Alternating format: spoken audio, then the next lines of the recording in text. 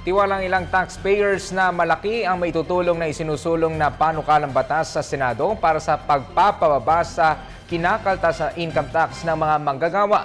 Narito ang ulat ni Sam Ramirez. Pamasahe, kuryente, langis, halos lahat nagtataasan na maliban na lang sa sweldo.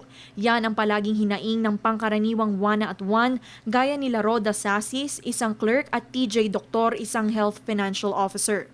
Ayon sa kanila, hindi na sapat ang kanilang buwanang sweldo para sa mga gastusin sa bahay. Kung pay nyo ba, sapat na yun sa gastusin nyo sa bahay? Usually, mga 4 or 5 days lang yun pag may pinapag-aral pang bata. Oo. Lalo na ngayon na mataas ang Cost of living. Kaya hindi sapat. Sa ngayon talagang hindi na sapat eh. Mahirap na ang buhay ngayon eh. Katulad nag-aaral yung dalawang anak ko. Kahit may work din yung wife ko, kapos pa rin kami kasi may monthly bills kami sa bahay, sa kuryente, yan, tubig, tapos pamasahe mo pa araw-araw.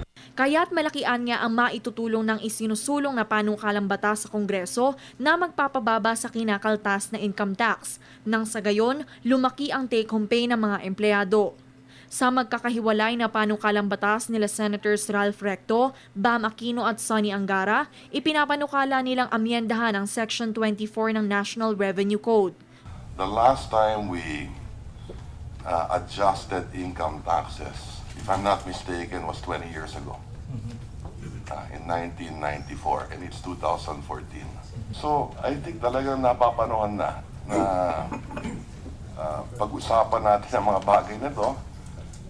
I think this is one of the most important reforms that this Congress can do between now until 2016. Sa nasabing bill, ibabase sa bagong komputasyon sa kasalukuyang Consumer Price Index. Otomatikong mag-a-adjust din ang formula upang masiguro ang patas at epektibong tax system. Ngunit sa isinagawang joint hearing ng Committee on Ways and Means at ng Committee on Economic Affairs na pinamumunuan ni Senator Sonny Angara, bigo pa rin ang Bureau of Internal Revenue na maisumite ang kanilang komputasyon kung ano ang magiging epekto ng panukalang batas sa revenue loss ng pamahalaan. Isa kasi ang buwis sa mga pinagkukunan ng panggastos ng pamahalaan. Yun ang frustration nga natin, di ba nasabi nga nung isang senador pagka pataas ang buwis, ang bilis magbigay ng datos ng ating officials sa BIR.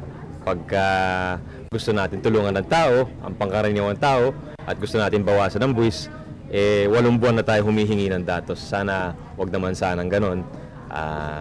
Kung hindi talaga binigay sa susunod na hearing, mapipilitan tayo isapina doon sa STECOM. Nagbigay ng ultimatum si Angara. Dapat sa loob ng 2 linggo ay maibigay na ng BIR ang komputasyon nito. Kung hindi, mapipilitan silang magpalabas ng sabina para sa nasabing ahensya. Para sa Telebisyon ng Bayan, Sam Ramirez.